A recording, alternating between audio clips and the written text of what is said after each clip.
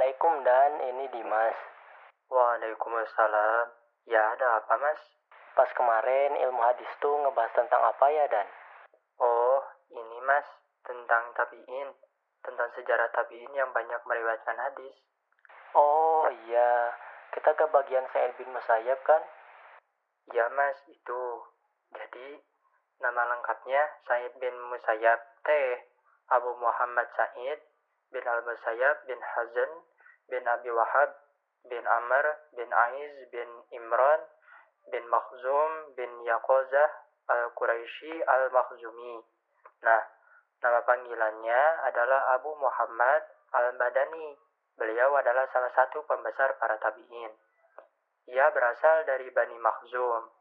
Ayahnya Al-Musayyab dan kakeknya Hazan adalah termasuk dari sahabat Nabi.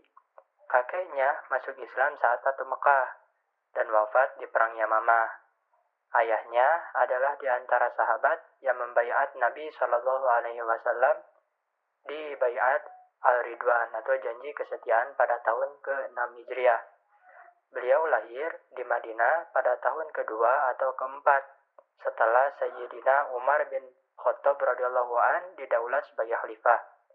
Kepemimpinan Umar dimulai dari tahun 13 Hijriah sampai 23 Hijriah, kurang lebih selama 10 tahun ia menjabat sebagai khalifah. Dari data ini dapat diperkirakan bahwa kelahirannya adalah sekitar tahun 15 Hijriah. Nah, Sa'id bin Musayyab juga dikenal sebagai penghulu para tabi'in, ahli hadis dan termasuk ke dalam Al-Fuqaha Al-Sab'ah, serta menantu Abu Hurairah yang bernama Ummu Habib Al-Dausiyah. Oh, gitu ya Dan. Ya, Mas. Nah, Dimas tahu nggak soal perkembangan keilmuan Sa'id bin Musayyab? Syadan lupa lagi, hehe. Jadi, perkembangan ilmu seorang tokoh didukung oleh beberapa faktor, baik faktor eksternal maupun internal, seperti kondisi masyarakatnya, lingkungan keluarganya, dan juga kesungguhan pribadinya dalam menimba ilmu. Perkembangan ilmu Sa'id bin Musayyab sangat didukung oleh faktor-faktor tersebut. Beliau lahir di kota Madinah yang saat itu merupakan ibu kota kekhalifahan Islam. Suasana keilmuan di kota ini sangat kental karena ada mayoritas senior-senior sahabat. Nabi juga masih mendiami kota ini. Oleh karena itu, wawasan keilmuannya berkembang sejak masih kecil di bawah bimbingan para sahabat.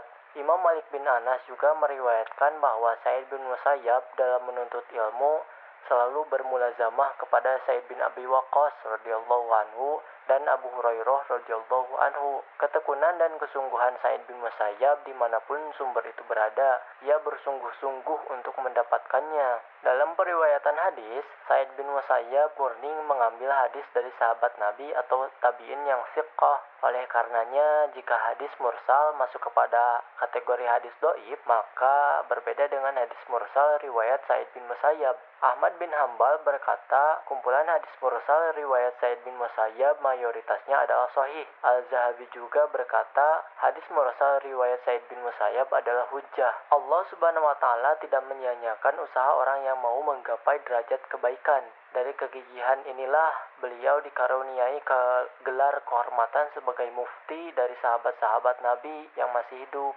Beliau juga dikenal sebagai pakar dalam fikih Umar bin Khattab. Sa'id bin Musayyab adalah ulama yang paling dalam pengetahuannya tentang fikih Rasulullah dan termasuk kepada salah satu dari 7 fuqaha atau al-fuqaha usab'ah di Madinah yang sebagaimana disebutkan oleh Ibnu Qayyim. Oh, gitu ya, Mas. Kalau guru sama muridnya Sa'id bin Musayyab siapa aja ya? Nah, kalau itu Dimas juga belum tahu, tapi di sini udah ada Halum nih. Halum bisa jelasin nggak soal guru, murid, dan juga kontribusi Sa'id bin Musayyab? Guru, murid, dan kontribusi.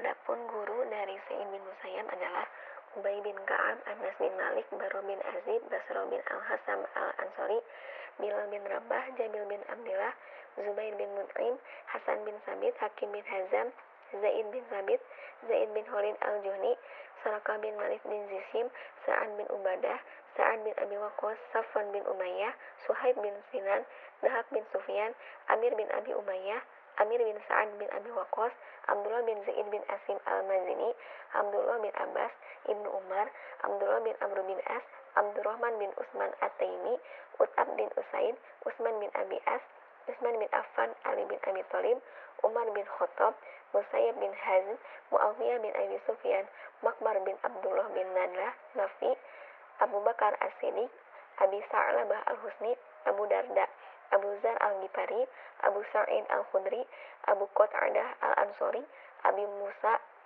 Al-Asy'ari, serta Abu Hurairah radhiyallahu anhu. Di samping itu, dia juga berguru kepada istri Nabi sallallahu alaihi wasallam seperti Aisyah, Ummu Salamah, dan yang lainnya.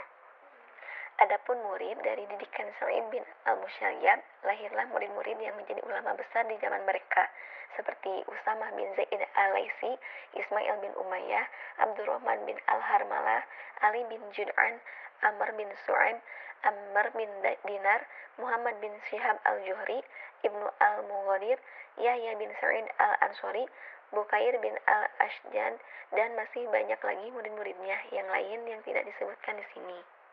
Kontribusi dalam Islam.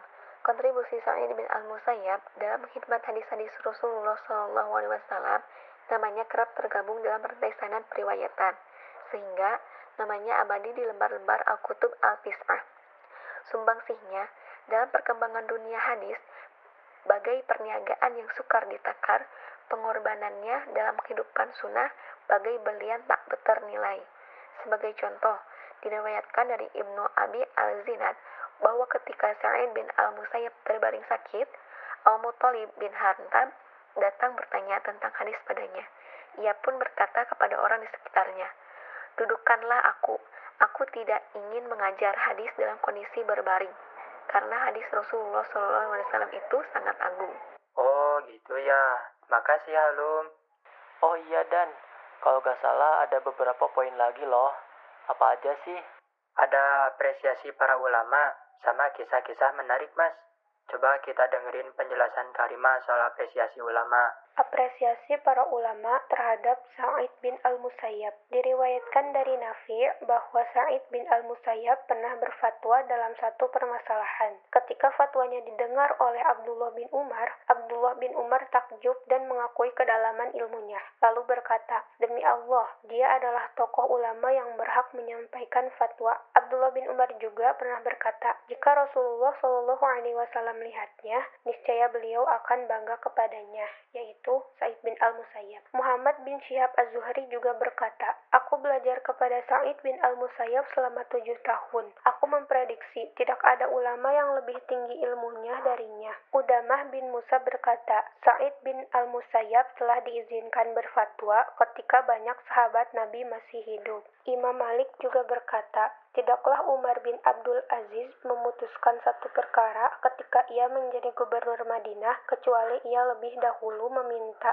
saran dan masukan dari Sa'id bin Al-Musayyab." Oh iya. Kalau poin kisah-kisah menarik apa aja Dan? Nah, kalau itu, kita coba dengerin penjelasan Nurul soal kisah-kisah menarik Sa'id bin Al-Musayyab. Silakan Nurul. Ada 3 kisah Sa'id bin Al-Musayyab. Yang pertama yaitu kisah Sa'id bin Al-Musayyab pernah berkata, "Aku tidak pernah tertinggal sholat berjamaah sejak 40 tahun lalu." Bud, pembantu Sa'id bin Al-Musayyab berkata, "Sejak 40 tahun, tidaklah muazin mengumandangkan azan kecuali Sa'id bin Al-Musayyab telah berada di masjid." Dan kisah yang kedua yaitu dari Abu Al-Mun'im bin Idris dari ayahnya meriwayatkan bahwa Sa'id bin Al-Musayyib terbiasa sholat subuh dengan wudhu yang belum batal dari sholat isyanya sejak 50 tahun lalu. Sa'id bin Al-Musayyib juga pernah berkata, "Sejak 50 tahun, aku tidak pernah tertinggal takbir pertama dalam sholat berjamaah. Aku juga tak pernah melihat punggung orang yang sedang sholat di depanku, karena ia selalu berada di saf paling depan." Dan kisah yang ketiga yaitu Imran bin Abdillah berkata, "Sa'id bin Al-Musayyib tidak pernah menerima sedikit pun pemberian 1 dinar atau 1 dinar ataupun 1 dirham, baik itu dari orang biasa atau penguasa. Kebutuhan hidupnya ia dapatkan dari berdagang minyak. Ia pernah berkata, tidak baik orang yang tidak berusaha mendapatkan harta halal, karena dengan harta itu ia dapat menafkahi keluarganya dan tidak menghinakan dirinya dan dengan meminta-minta pada orang lain. Oh iya, terus nanti pertemuan nanti kita bahas apa, Dan? Kata ibu mah bakal bahas soal-soal ujian madrasah, tapi gak tahu sih. Kita lihat aja nanti. Oke, makasih Dan buat penjelasannya sama pengulangan materinya. Lumayan juga kan kalau tahu pas nanti ujian gitu.